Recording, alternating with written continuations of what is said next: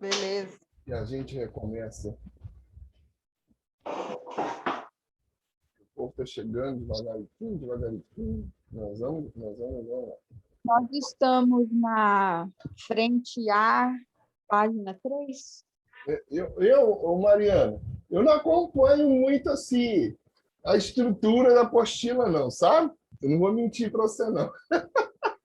Eu acompanho a parte, por exemplo, na apostila de vocês no início, está falando exatamente sobre acho, o iluminismo e o positivismo, não é? Uhum. Então, eu vou começar a adentrar sobre o iluminismo e o positivismo agora.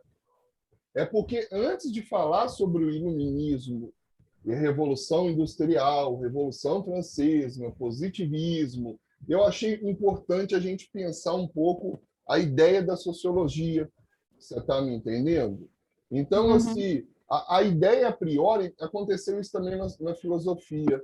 Eu estou acompanhando de frente, de fato, a unidade e o módulo que se pede. Você vai ver que eu vou fazer esse processo. Nós vamos perpassar toda a ideia desse módulo A aí, desse módulo frente A, nós vamos perpassar. Só que eu não vou levar a risca, a ferro e fogo, da forma que está aí. Uhum. Eu gosto de ter um pouco mais de autonomia, porque dá para trazer incrementos para a nossa aula, porque ficar preso só nesse contexto que está aí, a aula acaba ficando um pouco cansativa, maçante, mas eu não estou fugindo ao contexto. Você vai ver que tudo o que nós conversamos, estamos conversando, está aí, porém de uma forma indireta. Uhum. Você está entendendo? O conteúdo está sendo dado, está sendo construído, porém, estou levando em consideração a proposta do livro, da apostila, a temática, todo o formato, porém, não tem essa sequência, talvez, que você está tentando acompanhar aí. Mas não preocupe que o conteúdo está sendo trabalhado, tá? Tá de boa. Não, é só para eu me situar, porque como eu não estou anotando esses slides no caderno, Não, mas aí eu vou para na vocês. apostila e fico meio que grifando aqui, né, para caso for estudar depois, Entendi. Mas saber mais ou menos o que foi falado. os slides, Mariana, eu envio normalmente para vocês no grupo lá. Então vocês vão ter acesso ao slide, porque eu acho que o slide ele transmite uma maior facilidade para compreender o conteúdo como um todo, sabe? O texto ele tá de forma bem mais clara através dos slides. E sem dizer que vocês vão ter acesso à aula também que acaba sendo gravada, né? Então dá para retomar tudo novamente. Não preocupa não, que nós estamos juntos. Qualquer dúvida, pode mandar ver, beleza? Beleza. Olha só, vamos agora entrar de fato aí nessa sua questão da apostila, né? Que ela fala do iluminismo, mas antes de chegarmos no iluminismo, a gente tem que compreender um pouco o caminho percorrido para se chegar a essa ideia do que foi o iluminismo. E quando a gente fala em sociologia, quando a gente fala em iluminismo, quando a gente fala em positivismo, a gente tem que falar um pouco dessa situação que vocês estão vendo aí, que provavelmente vocês vão ver muito melhor ainda na aula de história, que é a questão da Revolução Industrial e que é a questão da Revolução Francesa. Então, a sociologia, dentro dessa perspectiva do seu surgimento enquanto uma ciência, ela vai nascer fruto de todas as provocações que são oriundas dessa realidade aí, da realidade da Revolução Industrial e da Revolução Francesa, dentro de todo um contexto político, econômico, social, que gerou desigualdades, que gerou divisão social do trabalho e que gerou também a necessidade de se pensar uma nova maneira de se ver a sociedade. E isso chega até nós, até o momento atual. Então, a gente tem aí, tá, a Revolução Industrial, né, que foi um grande, né, desenvolvimento, um grande movimento, quando a gente fala no desenvolvimento tecnológico, tá, que teve aí o seu início na Inglaterra, a partir da segunda metade do século XVIII, né, e que acabou se espalhando pelo mundo inteiro. Esse desenvolvimento, né, ele acabou afetando aí o processo produtivo da época. Por que eu falo processo produtivo?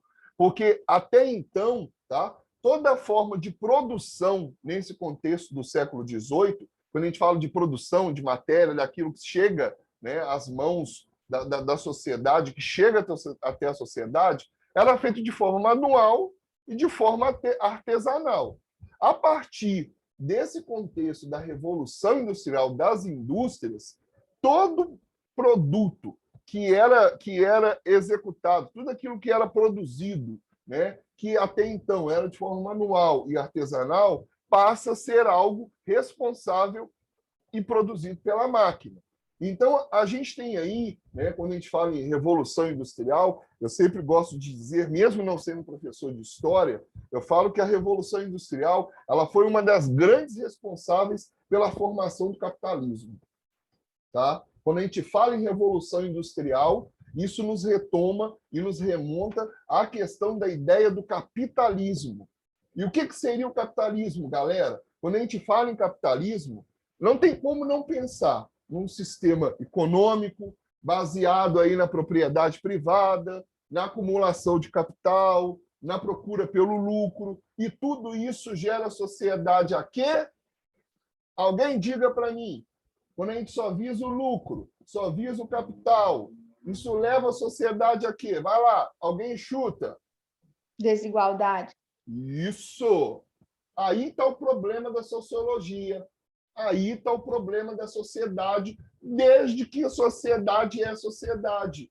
Quando nós temos uma sociedade constituída a partir de um capitalismo, né, um capitalismo desenfreado, que não leva em consideração, tá, as diferentes classes sociais que ali fazem parte desse contexto, nós estamos gerando nessa sociedade que busca simplesmente o enriquecimento, o lucro, o dinheiro, a propriedade privada, a desigualdade, a divisão de classes, A, B, C, D, E, a divisão social do trabalho, onde nós temos a burguesia e o proletariado, aquele que está na produção de todo aquele objeto, mas no final ele não recebe devidamente aquilo que lhe é de direito por ter contribuído na produção daquilo.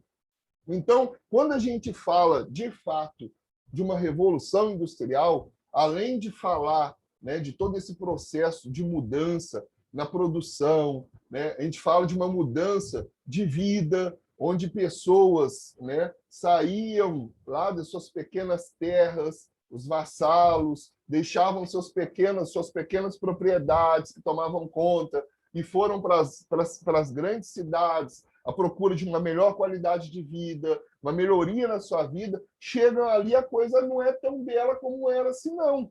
A coisa não se apresenta tão bem assim, porque devido a tudo isso, infelizmente ou felizmente, né, devido a se pensar a Revolução Industrial como, de fato, uma das grandes responsáveis pela transformação na sociedade, a gente também vê, a partir disso, as pessoas que vão para os grandes centros, na esperança de melhorias de vida, né, uma situação complicada. Por que eu digo complicada? A realidade que essas pessoas acabam adentrando não é uma realidade que, de fato, elas imaginavam que fosse. Né? Porque ali a gente vai presenciar o quê? Vocês vão ver nos slides aí mais para frente. Baixos salários. Tá? A gente vai ter carga horária de trabalho excessivo. Nenhum tipo de segurança por parte de todos aqueles que ali estão trabalhando. Tá? As pessoas se aglomeravam à margem das indústrias, tá? Em pequenos subúrbios, ali enfrentavam insalubridade, enfrentavam doenças, como, por exemplo, a varíola. Então, quer dizer, olha aí, esse é o contexto que, de fato, a sociologia ela acaba surgindo. Porque você começa a perceber, e a gente está falando só da Revolução Industrial, tá? A gente começa a perceber que os direitos do indivíduo eles começam a ser violados. violados porque eles não possuem o mínimo de condição para trabalhar, o mínimo de condição para viver e, pior ainda, um mínimo de condição até mesmo para sobreviver. Então, vamos falar, a Revolução Industrial teve seus benefícios? Teve, lógico, né? As questões tecnológicas, aí, a questão da rapidez na produção final daquilo que se faz necessário para uma sociedade, a questão da ciência, tudo isso são benefícios que eu falo que partiram lá do século XVIII, logicamente, hoje, com dizer, com uma formalidade um pouco diferente. Mas, em contrapartida, né, a gente teve também esses grandes problemas sociais, fruto que até hoje ainda existem. Eu falo que quantas não são as pessoas que deixam, né, deixam os seus pequenos recantos, suas pequenas cidades, achando que vão aí para grandes metrópoles e lá chegando vão se enriquecer, vão ficar milionárias, vão ter uma vida de rei, de rainha, e chega lá, a coisa não funciona tão rapidamente assim, não. Você pode até chegar a ser um grande empresário, uma grande empresária, um grande doutor, uma grande doutora, mas a gente tem que levar que existem muitos fatores nessas grandes metrópoles que não vão proporcionar automaticamente, tão rapidamente, essa qualidade de vida que você deseja. Então, a gente tem que tomar consciência disso, porque dentro das grandes metrópoles, nós temos diversos fatores de questões sociais, políticas e econômicas que acabam influenciando na vida desses indivíduos.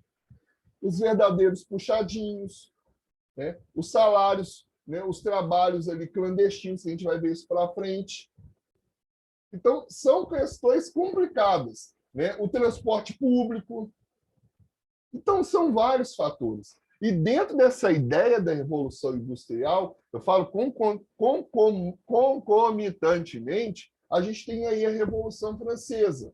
De um lado, você tem uma revolução que aconteceu inicialmente na Inglaterra e que se espalhou pelo mundo, e do outro lado, vocês têm a Revolução Francesa, né? que foi aí o nome dado a um ciclo revolucionário, né, que ocorreu na França entre aí 1789, vocês estão vendo, 1799, que marcou o fim do absolutismo. E um exemplo claro do absolutismo, quando a gente fala em absolutismo, a gente não pode esquecer. O que é o absolutismo? Tá? É a centralidade do poder. Né? Se centraliza o poder na mão de um, e esse não se vê no direito de prestar contas à sociedade daquilo que ele fez ou deixou de fazer. E um exemplo bem claro do absolutismo, eu ia perguntar a vocês, mas eu acabei colocando aí, esqueci, né? O rei Luís XVI. Rei Sol, né? O Rei Sol. Esse foi o cara que marcou um período de longos, se eu não me engano, foram 59 anos de reinado. O cara, durante 59 anos, ele reinou e direcionou da forma que ele bem entendeu a França. Eu me recordo bem claramente, meu professor de história falando, né, que o Rei Sol, o Rei Luís XVI, né, ele tinha três grandes preocupações. Né? A uniformidade política, a política externa e a intenção de ser amado principalmente para o povo e pelo povo. Mas, ao longo desses 59 anos de reinado, ele dividiu a sociedade, isso eu não me esqueço, em três tipos de Estado. Tá? O primeiro Estado, que, logicamente, era a igreja, o clero. Tá? O segundo Estado, que era a nobreza, e essas classes, elas que eram privilegiadas pelo poder de Luís XVI, e, por último, ele tinha o terceiro Estado, que era o povo, que não tinha privilégio nenhum. Não tinha privilégio nenhum. Então, falar da Revolução Francesa também é falar de uma sociedade de divisões de classe, onde a gente tem o poder centralizado nas mãos de um, e esse é que acaba direcionando a maneira como a sociedade iria se conduzir. E isso é muito preocupante, galera, porque falando dessas duas realidades que eu trouxe para vocês, né, e provavelmente isso vai ser reforçado com vocês com um professor de história, né? A Revolução Francesa, os 3 tipos de revolução, os 3 momentos da Revolução Industrial. Eu não adentrei a isso porque, de fato, é um conteúdo de história que eu só trouxe à tona para vocês para a gente compreender o surgimento da sociologia. Porque a sociologia ela parte exatamente disso, desse princípio, desses 2 grandes momentos históricos, da Revolução Industrial e da Revolução Francesa. De um lado, tá? A gente tem aí a grande desigualdade social, a grande pobreza, fruto, né, de uma sociedade que não deu conta de comportar, né, aqueles indivíduos que ali adentravam para uma melhor qualidade de vida e ali viviam de forma miserável. E, de um outro lado, você tem um déspota, né? Você tem um rei absoluto, onde aquele cara, durante quase 6 décadas, direcionou a sociedade a seu modo de ver. Então, assim, são fatores que fizeram com que a sociologia se viesse à tona.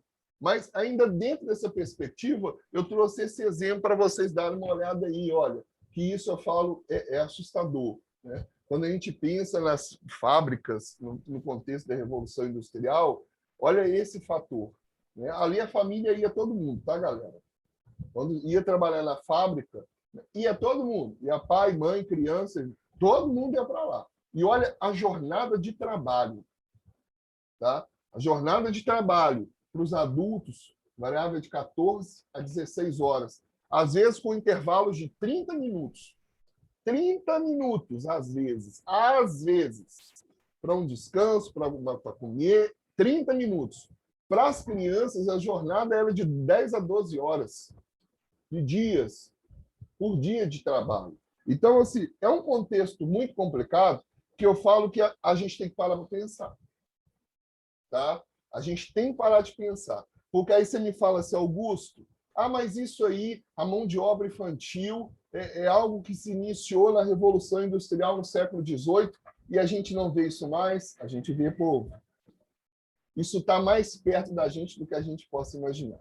Mas antes da gente chegar a essa ideia, vamos ver esse vídeo rapidinho?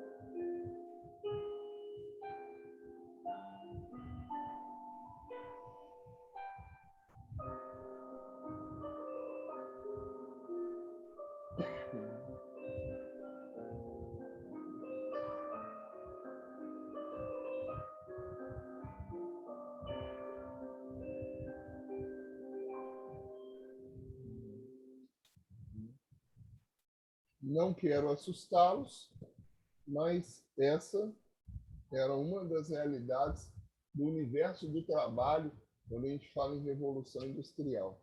Tá? Quando a gente fala de revolução industrial. Para a gente compartilhar um pouco, Mariana, agora eu preciso da sua partilha. Né? Você participou da outra também, esqueci. Qual é a visão de vocês do universo do trabalho nos dias de hoje? Pensem, eu vou abrir aqui a janela de interação, tá? Vou compartilhar com vocês, deixa eu só fechar e abrir, que eu sou meio lento, mas estou caminhando, estou dando conta do recado, fazer 2, 3 coisas ao mesmo tempo. Pensem aí, né? Se a gente tivesse que falar hoje, né, sobre a questão do trabalho, né? Como você definiria o trabalho nos dias atuais? Qual a sua definição? Não dá para escrever frase não, tá, povo bonito? A gente vai ter que escrever mesmo palavras. Defina, através de palavras, o universo do trabalho nos dias de hoje. Vai lá, manda ver. Pode clicar, que eu vou compartilhar a tela para vocês verem o que vocês estão escrevendo. Vamos lá. Aí, compartilhei. Qual que é a visão de vocês do universo do trabalho nos dias de hoje? Defina o trabalho para vocês hoje. Vai lá. Pensa muito não. Expressem de fato aquilo que vocês veem, aquilo que vocês sentem. Eu não vou saber quem é que escreveu, então pode ficar à vontade.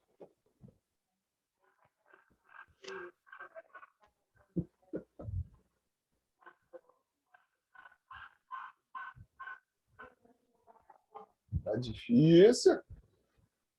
Só não fala mal do patrão, hein?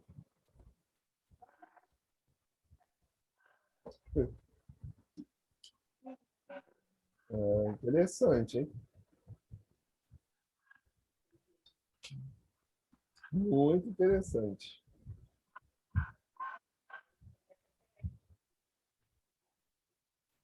Estou no silêncio porque eu estou aguardando.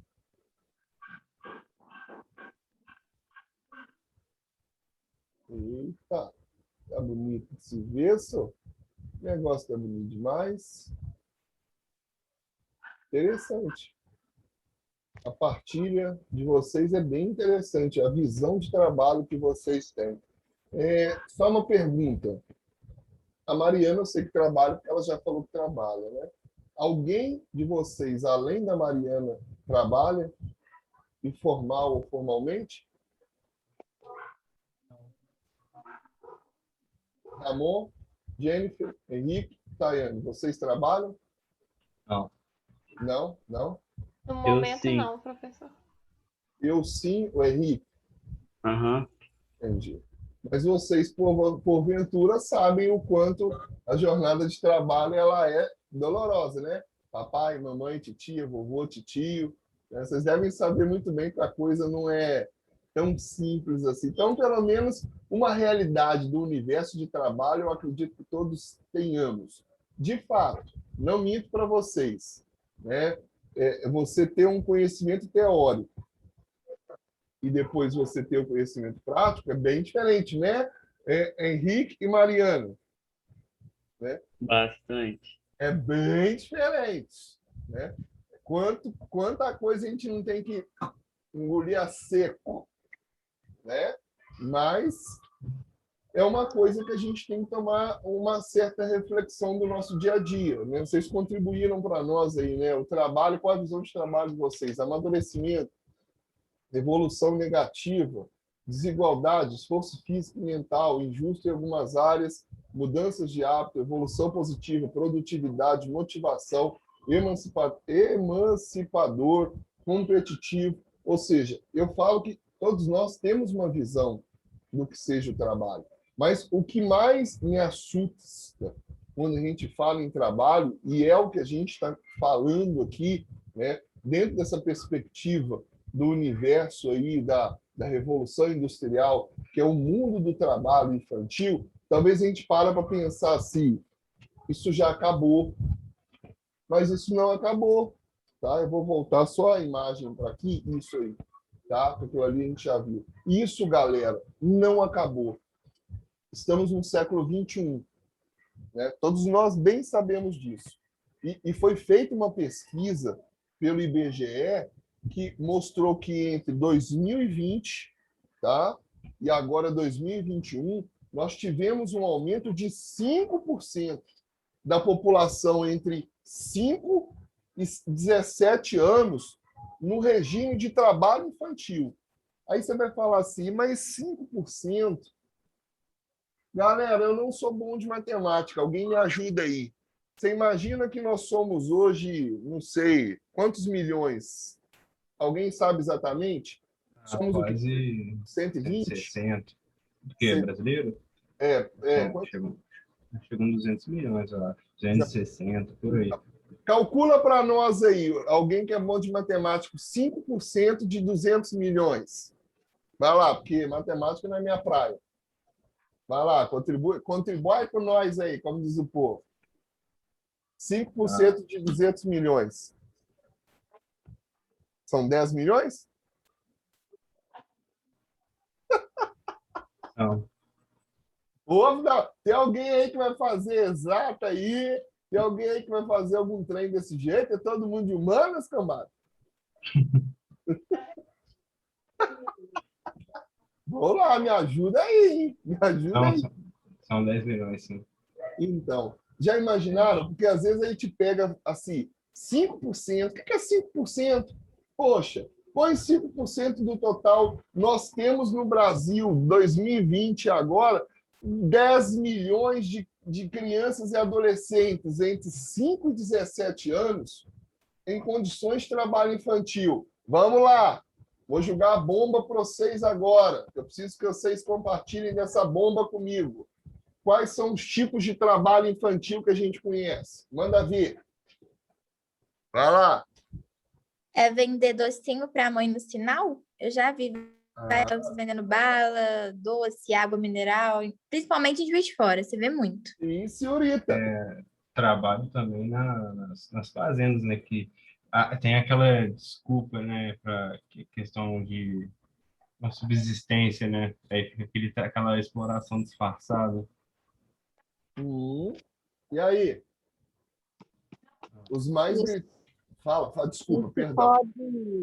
Esse negócio aí que aumentou pode ser por conta também da pandemia, né? Porque muita gente teve que parar de trabalhar, muita gente perdeu o emprego, então eles colocam as crianças para trabalhar.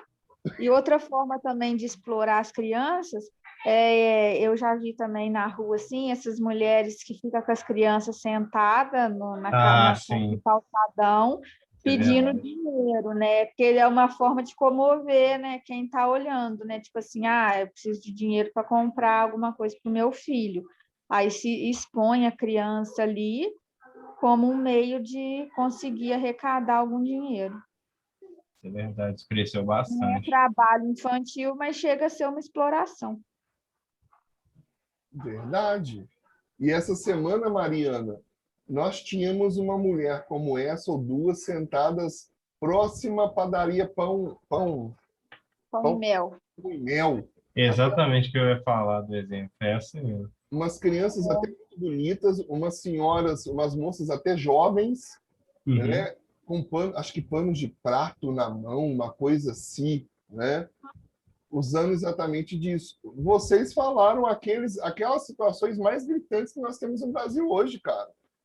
Semáforo, né? Você vai para Juiz de Fora ou qualquer outra cidade grande, você vai ver criança ali vendendo tudo que tem direito. Você vai para o norte de Minas. Já fazem isso de caso pensado, porque quando você vê um adulto vendendo uma água, um adulto pedindo uma esmola, mesmo que você tenha uma certa compaixão, uma certa dó, você está enxergando um adulto. Agora, quando é uma criança, você já olha com 3 vezes mais dó, porque você pensa, mais poxa, é cautela, uma criança.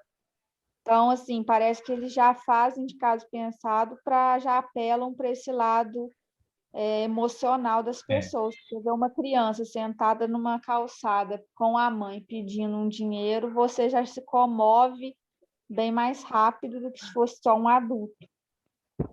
Com certeza, com certeza. A gente tem o exemplo que vocês falaram do semáforo, a gente tem o exemplo de feiras. Agora a gente não está tendo feira, mas eu não sei se vocês tinham o hábito de ir na feira no dia de domingo. Nas feiras, dia de domingo, também tinham crianças pedindo. Nas feiras, antes da pandemia, né? A gente tem o caso também de restaurantes. Eu não sei se vocês, nos ir e vir da vida de vocês em paradas de lanchonete, de estradas, crianças pedindo, né? A gente, não sei se vocês chegaram a ver, houve tempos atrás, São Paulo, nessas indústrias de têxtil aí, de roupa, né, que eles pegavam, né, crianças, adolescentes, pessoas que ainda não tinham a idade, né, suficiente para ter o registro na carteira, e colocavam na produção de roupas, de sapatos paralelos. Por quê? O lucro é maior e o gasto trabalhista é menor. Você empregar uma criança, um adolescente ou um jovem que ainda não esteja na sua idade legal de trabalhar, o custo é bem menor. Então, a gente tem todos esses fatores. E depois vocês dão uma olhada que o IBGE de 2000, o último IBGE que foi feita essa pesquisa, que levantou essa questão, ele apresentou que duas regiões eram as regiões que mais apresentaram esse alto índice de crianças e adolescentes no universo do trabalho. Tá? Região Sul, São Paulo, e a região Sudeste. Onde? Chuta aí. Vamos ver se vocês vão acertar. Paraná, Paraná. Região Sudeste. Chuta. Cara, tem muito lugar assim que eu tô Não, pensando. chuta. Chuta. Minas. Aí, Minas Gerais. Vocês acreditam que da região Sudeste, o estado que teve o maior índice e aumento de crianças e adolescentes entre 5 e 17 anos no universo do trabalho foi Minas Gerais. Tá? Onde, naquilo que o Ramon falou, foi o Ramon que falou? Onde você deu o exemplo, Ramon? No campo, não foi que você falou? Foi para nas lavouras. Isso. Subsistência, aquela desculpa, né? Com muitas das vezes desculpa. É assustador, galera. Eu falo que a gente tem que, de fato, parar para pensar. Por que eu estou falando isso tudo com vocês e eu não quero que vocês se assustem? Porque quando a gente fala, de fato, na sociologia, enquanto essa ciência da sociedade, a gente tem que entender que isso foi algo que se iniciou lá no passado, longos séculos passados, mas isso perpetua até hoje, galera. A gente falar de trabalho infantil, lá, isso pode ser pensado hoje. A gente falar de desigualdade social lá, a gente consegue pensar isso até hoje. A gente falar do povo lá que migrava de um lugar para o outro, na esperança de uma melhoria de vida, isso acontece até hoje no nosso Brasil. As comunidades existentes aí em São Paulo, Rio de Janeiro, é fruto disso, de pessoas que saem das cidades pequenas, vão para as grandes metrópoles à procura de uma vida melhor, chegam ali, não encontram, vai morar nos puxados da vida. Tá? Aí você fala, por exemplo, de grandes doenças. O que nós temos até hoje é fruto disso também, porque a condição de vida que essas pessoas vivem não é uma condição de vida saudável. Às vezes não tem tratamento de esgoto, não tem uma alimentação necessária. Então, olha só, todo um processo que a gente está falando lá da Revolução Industrial, lá da Revolução Francesa, que aí você vai falar, mas o que a Revolução Francesa tem a ver com isso? Olha, a gente estava falando lá do absolutismo, da concentração do poder, daquele que dita as normas e divide a sociedade dentro do seu ponto de vista. Vamos pensar hoje, povo. Vamos pensar hoje.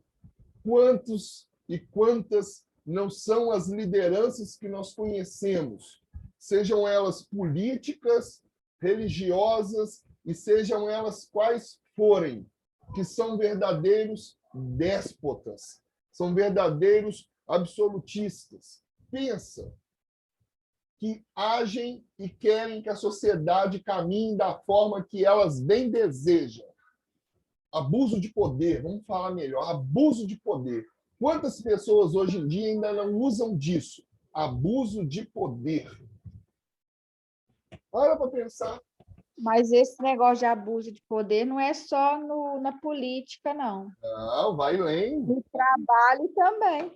Vai lá, Mariana. E aqui em casa isso acontece. A minha mãe abusa de mim, professor. Ô, Ela Mariana, já está me olhando Também torto acontece aqui, ó. também. Ela já está aqui me olhando torto aqui, ó, porque eu estou denunciando publicamente ela aqui. Ela já está me olhando torto. ô, mãe da Mariana, não fica brava com ela, não, mãe da Mariana. A gente sabe como é que funciona os trem. Filho só compreende o que é ser pai e o que é ser mãe quando a gente se torna pai e a gente se torna mãe, tá, mãe da Mariana? Eu entendo seu lado, tá? Preocupa não que eu entendo seu lado. Ô, Mas professor, a intenção era você defender eu, não ela, professor. Mas Ela já está aqui achando ótimo, porque ela achou, eu achei que você ia me defender, você está defendendo ela. não, Mariana, eu estou defendendo os dois lados. Eu vou olhar os dois lados. O lado do pai e da mãe e o lado do filho. Porque eu não vou mentir, não. Ó, dói demais quando você ouve a mãe ou o pai falar o seguinte. Todo mundo já deve ter ouvido falar isso, né? Enquanto você morar debaixo do meu teto, comer da minha comida, da água Quem que manda eu pago, eu. da luz que eu pago.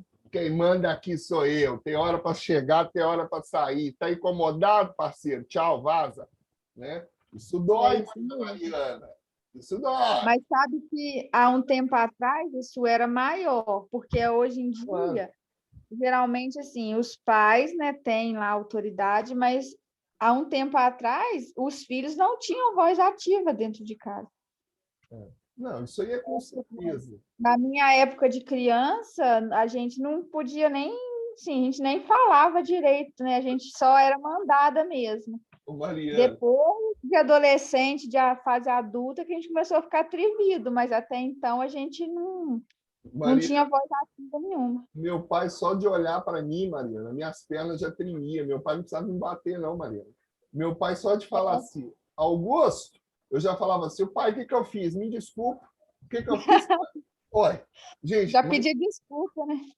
são as gerações. Mas eu falo que isso, quando a gente está falando de autoridade e poder, eu concordo plenamente contigo, Mariana. Isso não é uma questão só política e religiosa. Isso começa dentro de casa, dentro das relações nossas, dentro de casa. Né? Vamos esquecer sua mãe ou seu responsável. Você tem irmão mais novo? Tem. Mais novo, mais velho. Quantas vezes você não abusou de poder com o seu irmão mais novo?